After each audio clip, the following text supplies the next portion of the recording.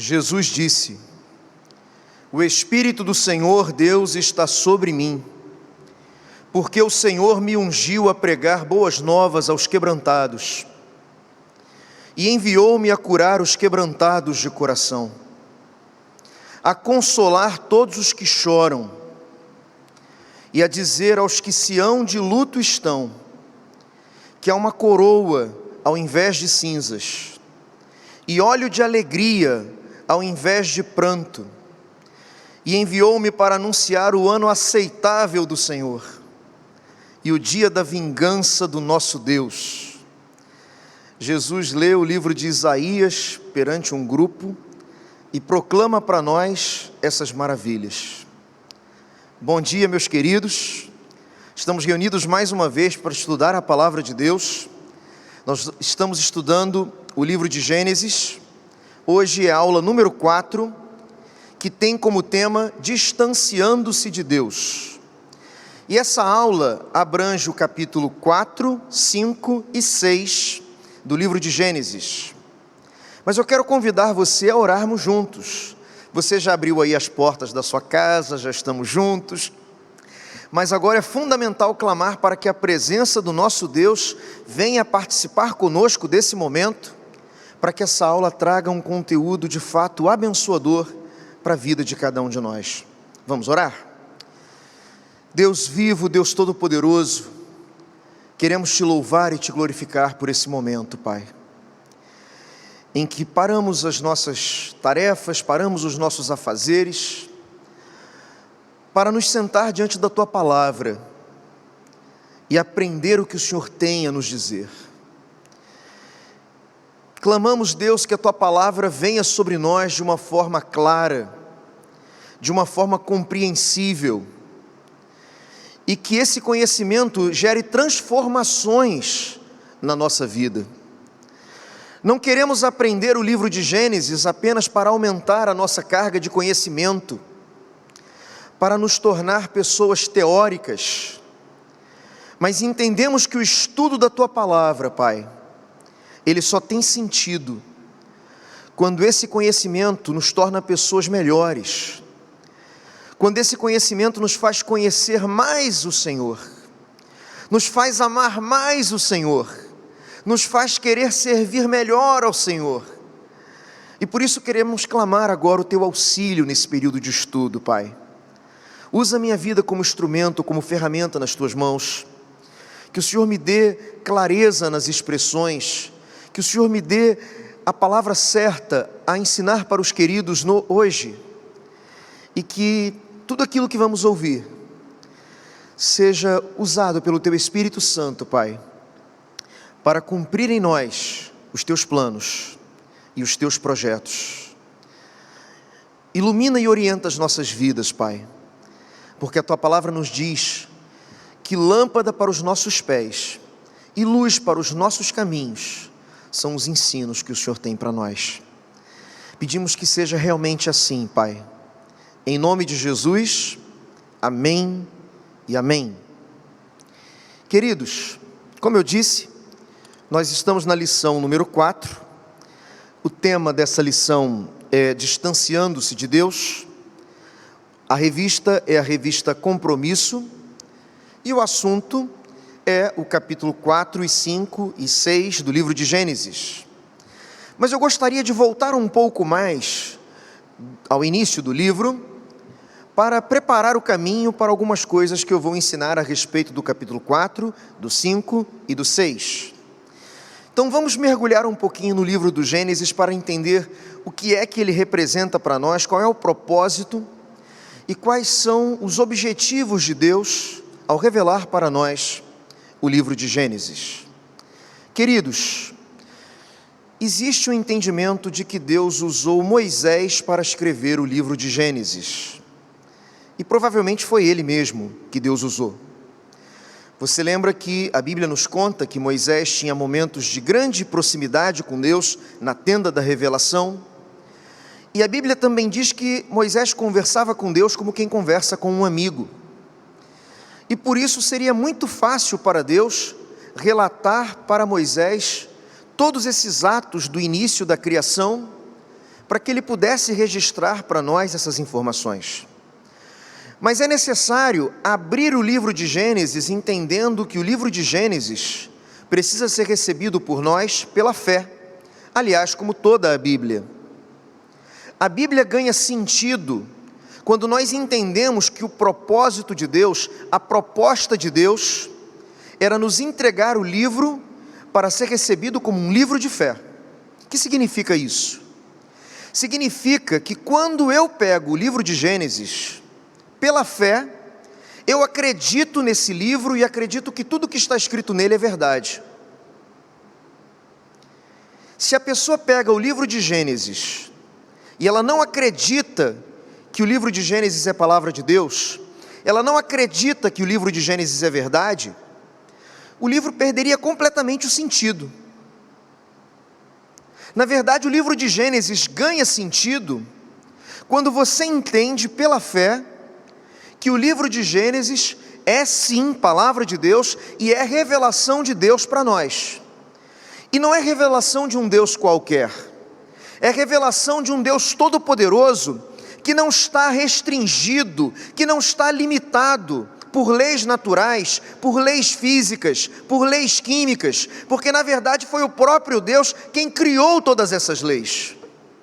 Então eu preciso entender, ao me aproximar do livro de Gênesis, que eu sirvo a um Deus que é sobrenatural, que é além do natural, que não está restrito por aquilo que nós entendemos como leis físicas da natureza.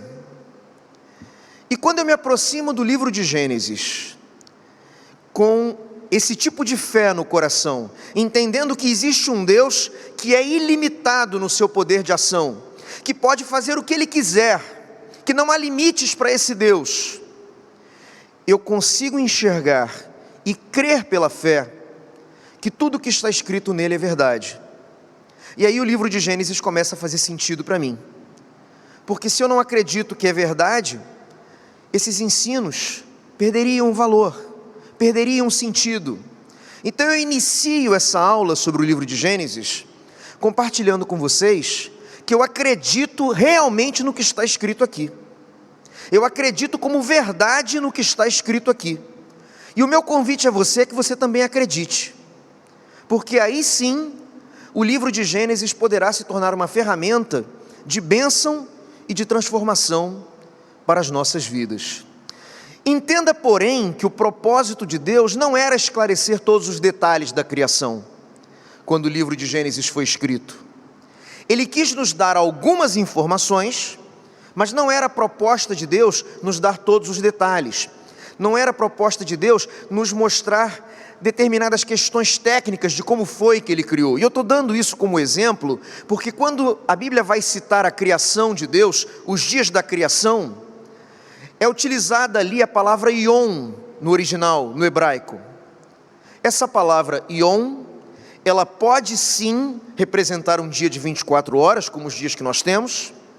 Ela pode representar também um período de tempo que não necessariamente seja de 24 horas.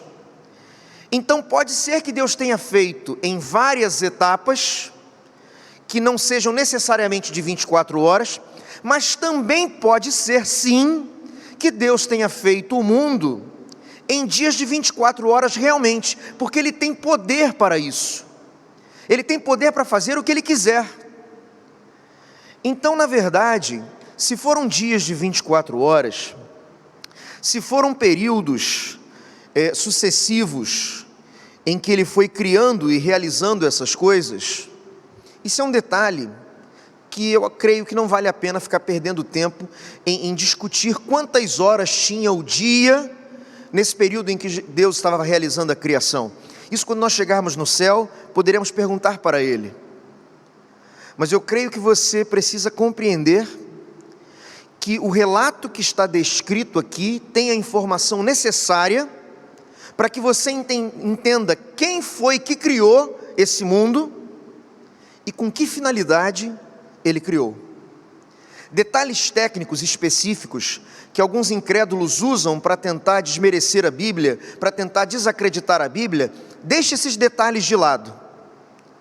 creia na Bíblia como revelação de Deus para nós e como verdade. A partir daí, a gente pode começar a estudar o livro de Gênesis.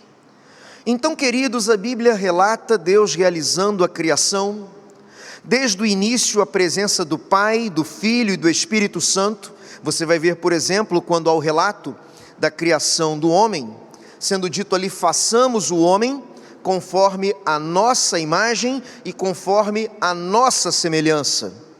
Você vai ver isso aqui em Gênesis, no capítulo 1, versículo 26. E disse Deus, façamos o homem à nossa imagem, conforme a nossa semelhança. Ora, é claro que Deus Pai, nesse texto, não está falando com os anjos, porque os anjos não têm poder criador. Então, quando ele diz, façamos o homem à nossa imagem e conforme a nossa semelhança, ele está falando com quem? É muito claro que Deus Pai está falando com o Filho Jesus Cristo, que já existia, porque sempre existiu, e do mesmo modo também com o Espírito Santo, que está presente nesse ambiente da criação. A Bíblia vai nos dizer, aqui no capítulo 1, versículo 2, que quando a terra estava ainda sem forma e vazia, e havia trevas sobre a face do abismo, que o Espírito de Deus pairava sobre a face das águas. Então, no cenário da criação, o Espírito Santo de Deus já está presente, e nós vemos aqui esse relato de que pairava sobre a face das águas. O próprio Deus Pai está presente também, até porque Ele diz isso, façamos o homem à nossa imagem, à nossa semelhança. Mas há mais alguém que a gente precisa saber, que estava presente também ali na criação. E eu já disse, mas eu quero provar isso na Bíblia para você, que é Jesus Cristo. Você vai observar lá no Evangelho de João, no capítulo 1, a partir do verso 1,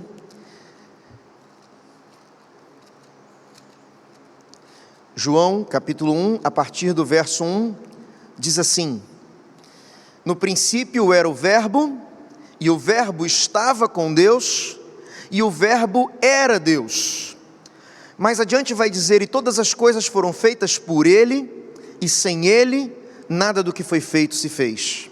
Esse Verbo é Jesus Cristo, e Jesus estava presente na criação. Olha que coisa fantástica isso.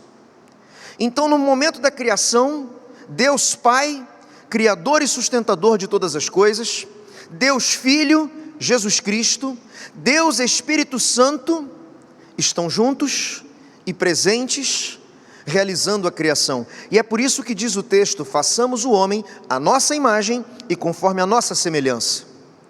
Deus cria o homem. E para que é que Deus cria o homem? Essa é uma pergunta muito boa. Muitas pessoas, muitos filósofos se debatem para tentar entender qual é o sentido da vida. O que é que nós estamos fazendo aqui? Por que nós existimos? Qual é a razão da vida? Qual é o sentido da vida? Queridos, para quem crê na Bíblia como palavra de Deus, como eu creio, o sentido da vida é muito fácil de entender e muito claro biblicamente falando. Quando alguém pergunta para Cristo quais eram os 2 maiores mandamentos de Deus, nós vamos perceber que esses 2 mandamentos são, na realidade, a descrição do que é que fundamenta a vida humana, de qual é a razão da existência humana, do porquê nós existimos, qual é o sentido da nossa vida. Jesus declara que o maior mandamento é amar a Deus de todo o coração, de toda a nossa alma, de todo o nosso entendimento e de todas as nossas forças. E o segundo mandamento, em importância, é amar ao próximo como a si mesmo. Então esse Deus cria o ser humano com um propósito de desfrutar do amor de Deus, e com o propósito de compartilhar com os outros seres humanos esse mesmo amor, vivendo em um ambiente de fraternidade, em um ambiente de valorização, em um ambiente de respeito. Então nós estamos aqui na terra com o propósito de amar a Deus, de viver a presença de Deus, a vontade de Deus, de conhecer a Deus, de servir a Deus, de buscar esse relacionamento com Deus. O ser humano foi feito para isso, mas também para ser um semeador de amor na vida e no relacionamento com as outras pessoas. Nós existimos para isso, para conhecer, amar, servir a Deus e para viver em amor com as outras pessoas, sendo instrumento desse amor para a vida das outras pessoas. É isso que faz a vida valer a pena. E aliás, é também por isso que quando alguém começa a se distanciar de Deus, quando alguém começa a se distanciar das pessoas, a vida vai perdendo sentido. Você entende? A nossa vida só ganha sentido, só ganha uma finalidade quando nós nos relacionamos com Deus, conhecemos a Deus, buscamos a Deus, queremos servir a Deus e servimos a Deus, mas ao mesmo tempo quando nós olhamos para o outro, nos importamos com o outro, queremos servir ao outro, queremos ser ferramenta de bênção na vida do outro. Isso faz a vida valer a pena. É por isso que a Bíblia diz que aquele que não ama não conhece a Deus, porque Deus é amor. Foi para isso que Ele nos fez. E Deus faz o ser humano puro, faz o ser humano íntegro, faz o ser humano inocente, faz o ser humano totalmente preparado para viver essa realidade de amor na vida com Deus. Só que tem um detalhe: para ser capaz de amar, o ser humano precisava ter alguns requisitos antes. Ele precisava ser um ser inteligente e capaz de decidir. Ele precisava ser um ser pensante. Na verdade, só é capaz de amar quem é capaz de pensar e quem é capaz de decidir. Eu já dei esse exemplo, me perdoem repetir isso, mas não tenho como falar desse assunto sem repetir esse exemplo. Quando alguém, por exemplo, treina um papagaio para dizer que ama, ele está dizendo, ele vai dizer, mas ele não tem compreensão do significado dessa fala. Por isso, se um papagaio diz que te ama, na verdade, aquilo para ele são sons sem sentido, e ele não ama. Ele não tem essa capacidade de declarar conscientemente para uma pessoa que a ama, de falar isso para alguém, porque ele nem compreende o que ele está dizendo. Do mesmo modo, quando uma criança compra lá uma boneca, uma menina ganha uma boneca dessas que dizem eu te amo, essa declaração lá não é real, ela não é verdadeira, porque aquela boneca nem tem conhecimento do que ela está falando, ela nem tem vida sequer. E quando Deus fez o ser humano, Ele precisou fazer uma escolha. Ou Ele fazia o ser humano como um boneco, programado para amar a Deus, mas sem nenhuma consciência do que estaria falando, ou construir um ser capaz de amar. Mas ao construir um ser capaz de amar, ele precisava fazer um ser inteligente. Ele precisava fazer um ser capaz de pensar e de decidir. Um ser que tivesse autonomia, um ser que fosse livre, porque quem não é livre não é capaz de amar. E Deus então fica diante dessa decisão, dessa escolha. Se eu fizer um ser que não pensa, esse ser não vai ser capaz de amar. Mas se eu fizer um ser que pensa, que decide, que tem consciência, que tem vontade, esse ser vai ser capaz de amar, mas esse ser também pode decidir se afastar de mim, ir embora, não querer ter relacionamento comigo. Havia esse risco. De uma certa forma, você que acabou de casar, você que está lá com a sua noiva, esperando um bebê, você não sabe quem será essa criança daqui a alguns anos. Quais são as decisões que essa criança vai tomar na vida? Se ela vai querer o caminho do bem ou o caminho do mal? Se vai desejar ser um bom filho ou um filho que traga dores ao seu coração? Mas quando alguém se casa, quando alguém planeja um filho, você está fazendo ali uma aposta, vamos dizer assim. Você está dando uma oportunidade para que esse ser livre venha ao mundo e tome suas próprias decisões. E no momento em que você faz isso, é como se você estivesse experimentando um pouquinho daquilo que Deus experimentou. Deus achou que valia a pena fazer o investimento, que valia a pena criar o ser humano, apesar da possibilidade desse ser humano querer virar as costas para Deus e ir embora. E Ele então faz o ser humano, para que ele se mantivesse livre, apesar do ser humano, ou melhor, apesar do ser humano ser puro, apesar dele ser sem maldade, apesar dele ser inocente, para que ele fosse livre, ele necessitava de uma forma de rejeitar esta pureza, de rejeitar o tipo de relacionamento com Deus que ele tinha até então. E por isso Deus cria no centro do jardim uma árvore especial, chamada de árvore do conhecimento do bem e do mal. Essa árvore do conhecimento do bem e do mal tinha um fruto, e Deus diz para o homem: desse fruto você não pode comer. No dia que você comer desse fruto, você vai estar demonstrando que você não quer mais viver esse pacto que você tem comigo, que você não quer mais viver nessa inocência que você vive. Veja, quando Deus cria o ser humano, Ele faz esse ser humano puro, porque Deus sabia que o homem não teria capacidade de conhecer o mal e ainda assim resistir totalmente ao mal. Deus sabia que o ser humano, quando conhecesse o mal, seria derrotado por esse mal. E por isso, Deus dá essa opção inicial da pureza completa e da santidade, em que ele nem sabia o que era o mal. Mas num determinado momento, depois de um período, que a Bíblia não diz quanto tempo foi, depois de um tempo, esse homem resolve experimentar algo diferente. Satanás, manifestado através de uma serpente, começa a tentar seduzir e a tentar induzir esse primeiro casal a desobedecer a Deus, a rebeldia contra Deus. E vai falando e vai dizendo: será que foi isso realmente que Deus disse? Será que vocês não estão entendendo errado o que Ele quis dizer? E começa a seduzir o ser humano, colocando nele o desejo de querer ser igual a Deus.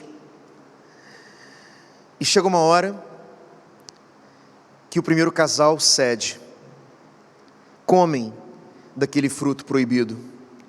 E no momento em que eles comem daquele fruto, eles caem do estado de graça e entram em uma situação de desgraça. Queridos, assim que eles comem do fruto, eles passam a ter consciência do mal. A partir daquele momento, a vida deles entra num estado de destruição. E quando eles têm esse acesso ao mal, eles se apavoram, eles se amedrontam, e eles se escondem da presença de Deus. E quando eles se escondem e fogem da presença de Deus, nós vemos o Deus que ama, nós vemos o Deus que se importa, indo atrás desse ser humano perdido. Uma voz começa a ecoar no jardim: Adão, Adão, onde estás? E Adão, escondido, diz: estou aqui, Senhor. Eu me escondi porque tive medo, eu estava nu. E Deus diz: quem te fez ver que estavas nu? Comeste da árvore que eu proibi? Queridos, nós temos um Deus que vai em busca do ser humano perdido. E quando essa cena ocorre, Deus percebe que se o ser humano ficasse ali sozinho, seria completamente indefeso diante desse mal que ele havia acabado de descobrir. E exatamente por isso, nós vemos que Deus providencia roupas, Deus faz roupas para esse ser humano. Nós vamos ver que também Deus chama eles para uma conversa, para um ajuste de contas, para um momento em que ele vai ter ali um momento necessário de repreensão. Mas vemos também que é nesse momento que há a promessa de um Salvador. É dito para a mulher, é dito para o primeiro casal, que de fato a serpente ficaria mordendo o calcanhar da humanidade, perseguindo a humanidade ao longo da história, mas que da semente da mulher nasceria alguém que viria esmagar a cabeça da serpente. Esse que nasce através de uma mulher para esmagar a cabeça da serpente é Jesus Cristo. Jesus se oferece para vir à terra, receber o castigo pelos nossos pecados no nosso lugar e nos oferecer a bênção da salvação, a possibilidade de sermos salvos através do pagamento de pecados realizado por Jesus Cristo. E você vai dizer assim para mim: pastor, eu estou observando um detalhe diferente hoje na sua aula. Você não leu a Bíblia no início da aula como você sempre faz. Você esqueceu, pastor? Essa pergunta foi boa. Na verdade, eu não fiz a leitura porque a aula não tinha começado ainda. A aula, na verdade, começa agora. Antes foi só preparação. Nosso tema é capítulo 4, 5 e 6, eu disse isso para você. E por isso eu quero agora sim ler a Bíblia junto com você, abrir a Bíblia junto com você e ler no capítulo 4, a partir do verso 1, que diz assim: Conheceu Adão a Eva, sua mulher. Ela concebeu e, tendo dado à luz a Caim, disse: Alcancei do Senhor um varão. Tornou a dar à luz um filho a seu irmão Abel. Abel foi pastor de ovelhas e Caim foi lavrador da terra. Ao cabo de dias, trouxe Caim do fruto da terra uma oferta ao Senhor. Abel também trouxe dos primogênitos das suas ovelhas e da sua gordura. Ora, atentou o Senhor para Abel e para a sua oferta. Observe esse detalhe, por favor. Atentou o Senhor para Abel e para a sua oferta, mas para Caim e para a sua oferta não atentou, pelo que Caim irou-se fortemente e descaiu-lhe o semblante. Então o Senhor perguntou a Caim: por que te iraste? E por que está descaído o teu semblante? Porventura, se procederes bem, não há de se levantar o teu semblante? E se não procederes bem, o pecado jaz à porta, e sobre ti será o seu desejo, mas sobre ele tu deves dominar. Que Deus abençoe a leitura dessa palavra para a nossa vida e para o nosso coração. Queridos, o primeiro casal se une e produz filhos. É muito importante esclarecer nesse ponto que entre um casal casado, um homem e uma mulher, a relação conjugal não é um pecado. Para um casal casado, um homem e uma mulher que são casados, a relação conjugal não é um pecado. Sabia dessa? Se você observa, por exemplo, o relato da criação que está ali no início do livro de Gênesis, Deus vai dizendo as coisas que foram criadas e foi dizendo era bom, era bom, era bom, era bom. Mas quando Deus faz o casal e diz para eles que eles deveriam crescer e se multiplicar e povoar a terra, no sexto dia, a Bíblia diz que Deus viu e achou que era muito bom. Então, na verdade, nesse momento em que Deus cria o homem e orienta que o homem se multiplique, não havia pecado ainda na terra. O pecado realizado através do fruto proibido é algo que acontece bem depois. Então, entre um casal casado, entre um homem e uma mulher que se casam, a relação conjugal, a intimidade sexual entre esse casal não é um pecado se há consentimento entre os dois. Na verdade, é uma bênção que Deus deu para o casal casado. E o primeiro casal foi casado pelo próprio Deus. E você vai dizer, pastor, mas isso é forte. Você viu isso na Bíblia? Sim, eu vi. Aonde que você viu? Se você observar, no próprio momento da queda do ser humano, há uma palavra que nos mostra que Deus havia celebrado o casamento deles. Diz assim: observa bem o momento em que ela toma do fruto e oferece para Adão. Diz aqui, capítulo 3, versículo 6. Tomou do fruto, comeu e deu a seu marido. Adão era marido da Eva. Deus celebrou o casamento deles. Dentro de um casal casado, um homem e uma mulher, a intimidade entre eles não é um pecado. Pelo contrário, é uma bênção. É um presente de Deus para o casal. A questão do pecado entrou bem depois disso. Então, casamento é um projeto de Deus.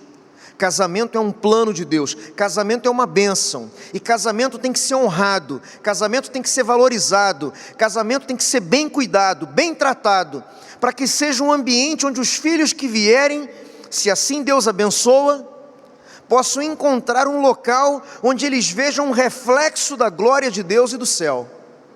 Casamento é projeto de Deus, e casamento, quando é administrado de acordo com a palavra de Deus, é uma bênção. E é algo que traz muita coisa boa para a vida de um ser humano, queridos, e precisamos entender isso. Então, o primeiro casal tem os seus filhos, Caim e Abel. É muito interessante, queridos, que cada um deles vai se dedicar a uma área diferente. Abel vai se ligar em cuidar de animais, em ser um pastor de ovelhas, de rebanhos. Caim vai ser um agricultor. E eles então trazem ofertas para Deus. E a Bíblia diz que Deus rejeita Caim e aceita Abel. E quando nós lemos isso, alguns vão dizer, mas como é que Deus pode fazer um negócio desse? Como é que Deus rejeita Caim e aceita Abel? Mas não seria isso uma injustiça?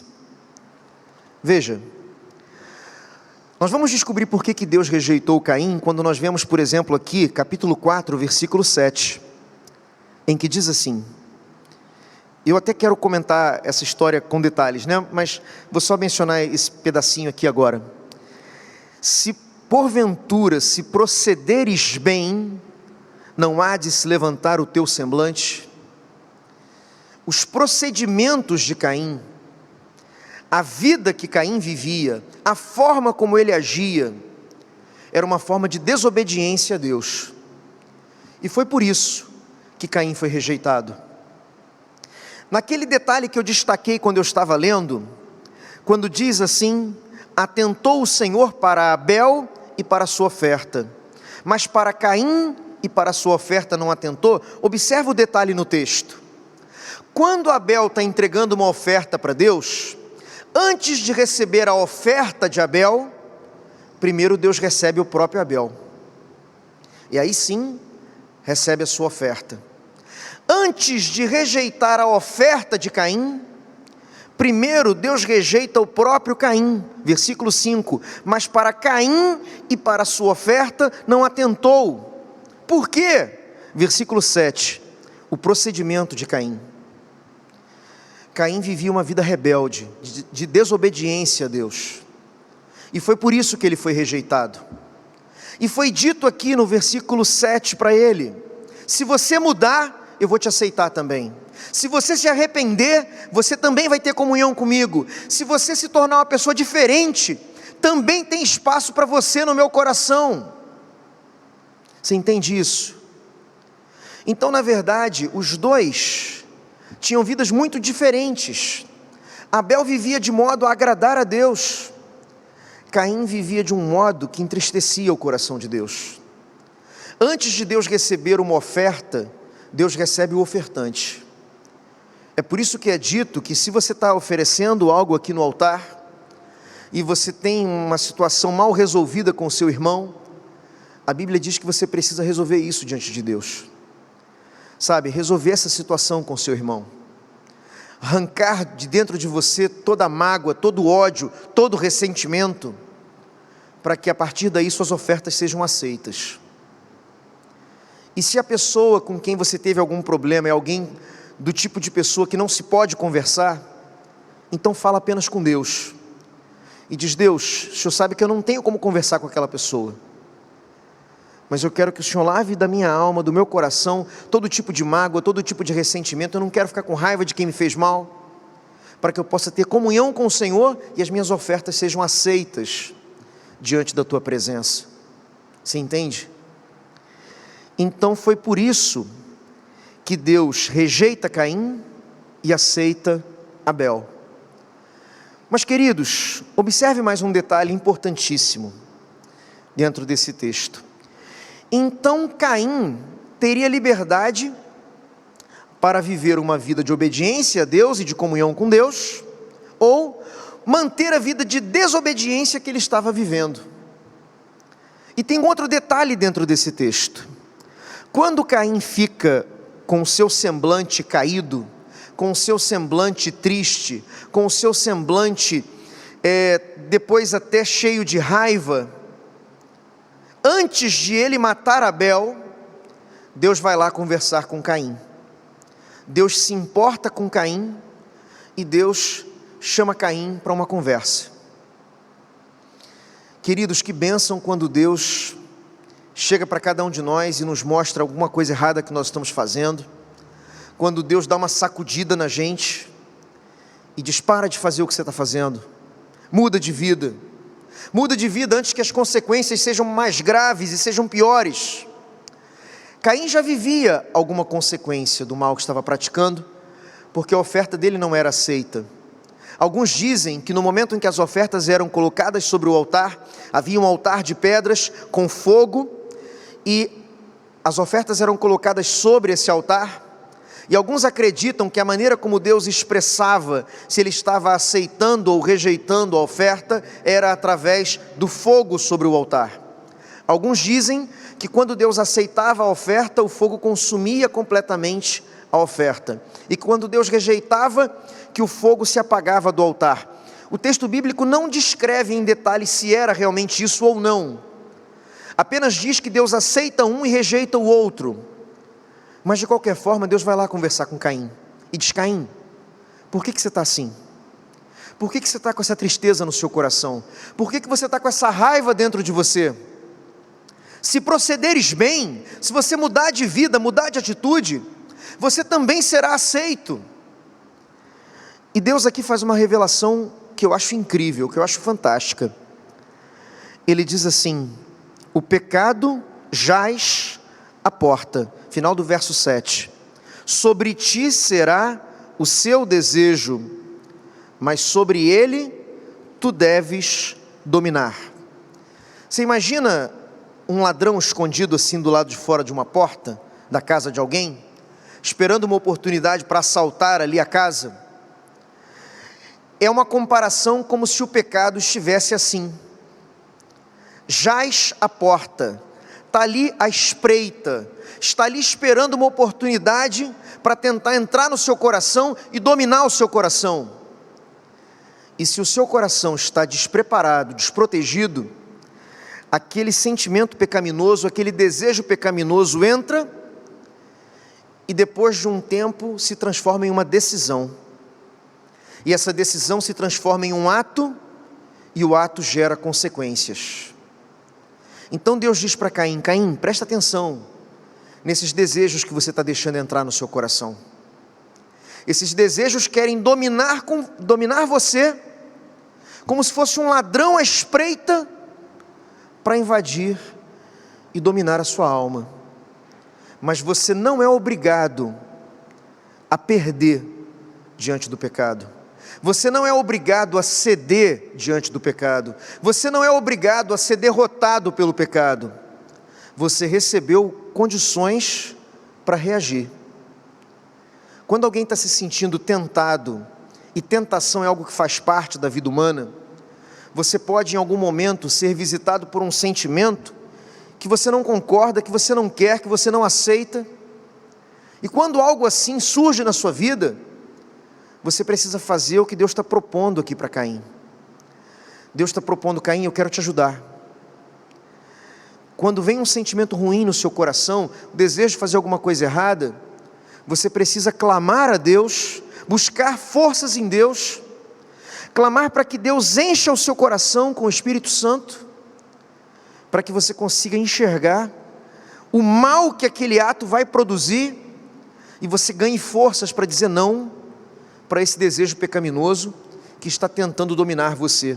Deus diz para Caim: você, Caim, é que tem que dominar esse desejo, e não o desejo dominar você. É o que está no final do verso 7. E sobre ti será o seu desejo, e sobre ele tu deves dominar.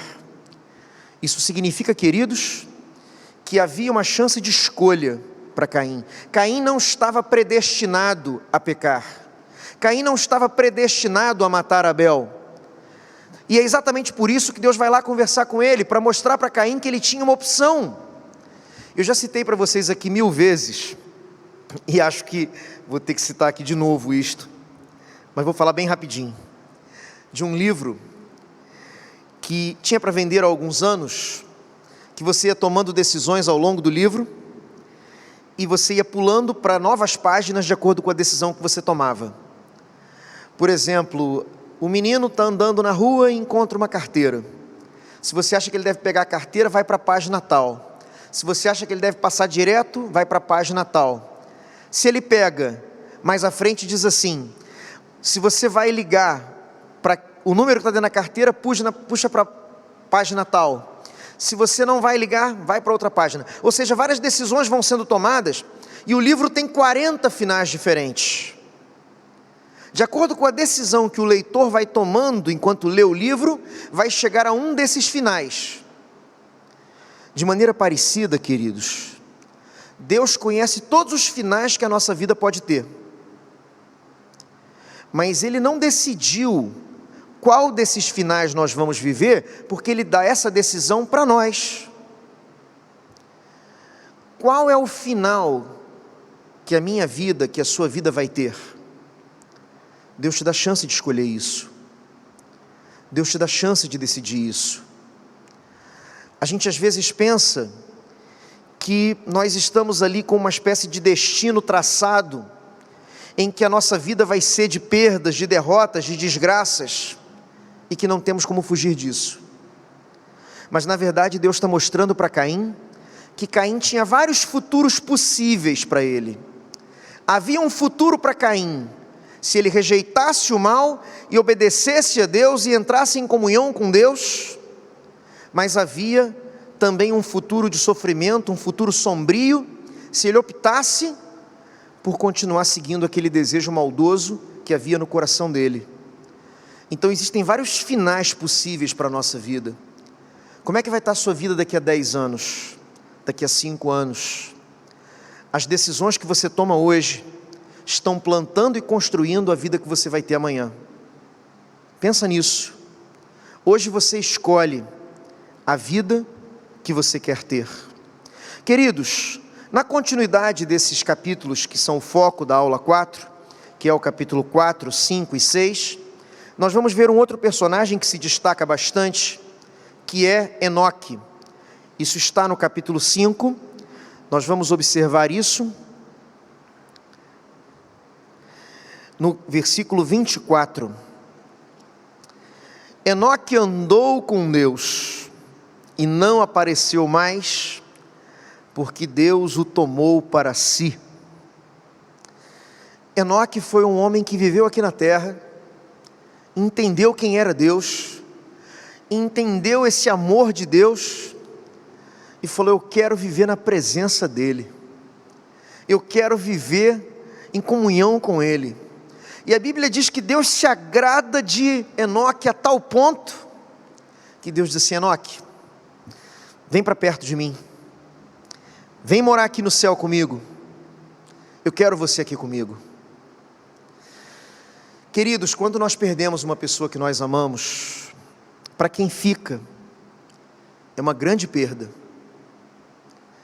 Mas quando é uma pessoa que conhece a Deus, que entregou a vida a Jesus como Senhor e Salvador, quando é um salvo em Jesus Cristo, para esse que foi, é uma bênção, é uma alegria, é um privilégio, queridos. Enoque andou com Deus e Deus o tomou para si. Na sequência também vamos ver aqui no capítulo 6, que o ser humano, a partir do momento em que conhece o mal, vai se corrompendo cada vez mais, vai se afastando cada vez mais dos planos e dos projetos de Deus.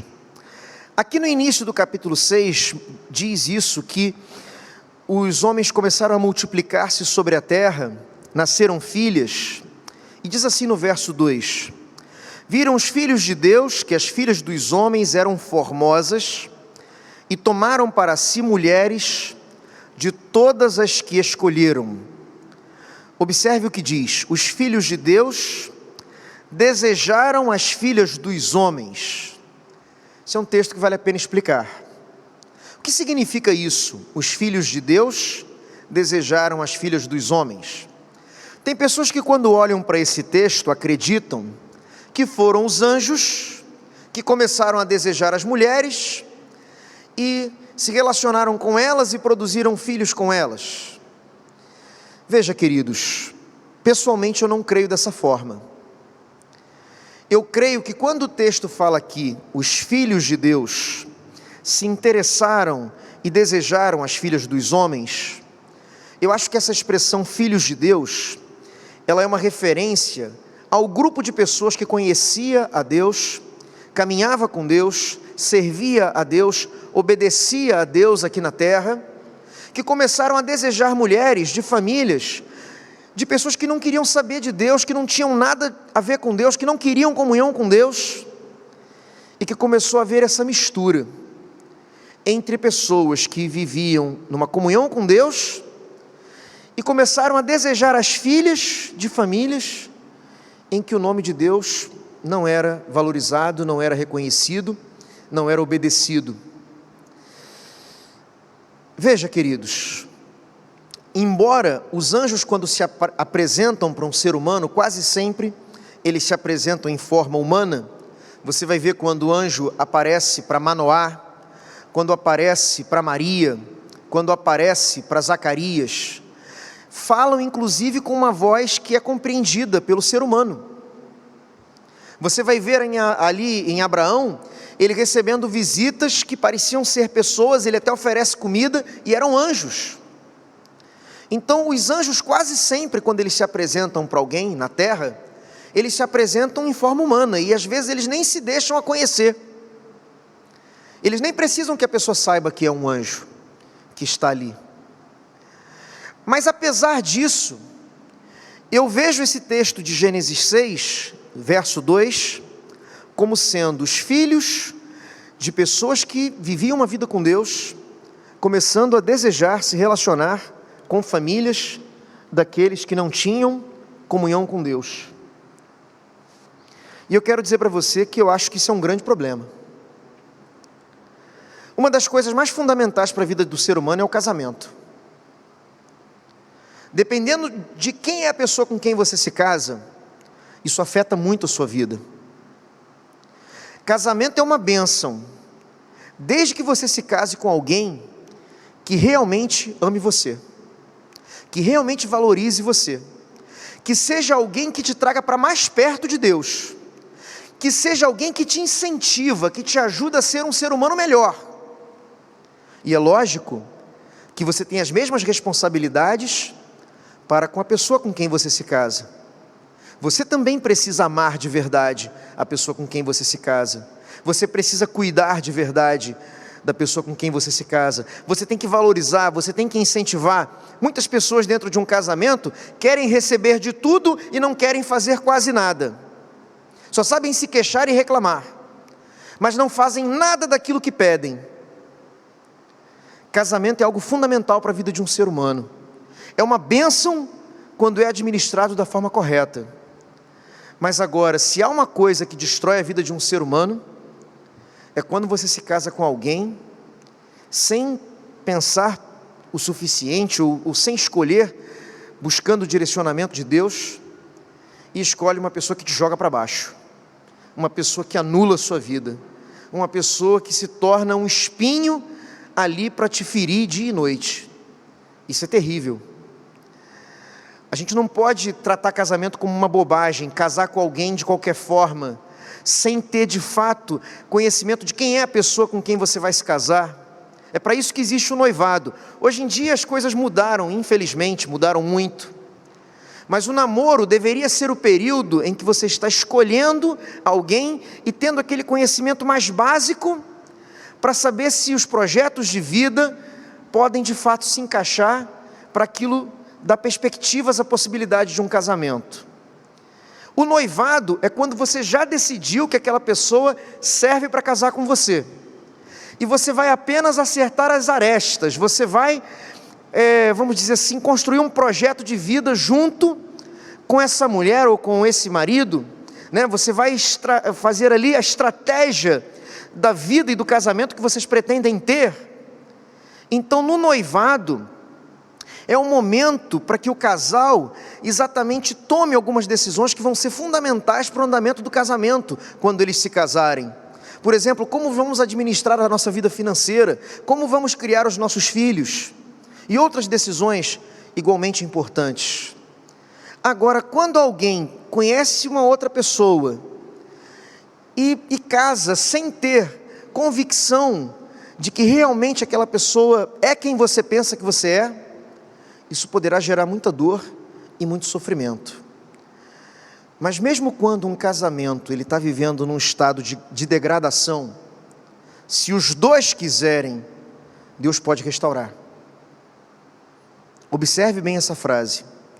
Mesmo que você tenha se casado com alguém que infelizmente hoje é motivo de sofrimento para você, se houver arrependimento dos dois, se houver quebrantamento dos dois, se houver diálogo, se houver perdão, se houver busca da presença de Deus por parte dos dois, eu creio que Deus tem o poder de restaurar qualquer casamento e transformar um casamento que hoje talvez é motivo de dor e de sofrimento em algo que possa trazer imensa alegria para o seu coração. Queridos, o texto também nos mostra no capítulo 6 a respeito de Noé, da arca de Noé. Eu não tenho nenhum problema com isso. Nós vamos ver pessoas, estudiosos, fazendo contas, fazendo cálculos, para saber se os animais caberiam na arca, para saber o tamanho que a arca precisava ter. Queridos, não tenho nenhuma dificuldade com isso.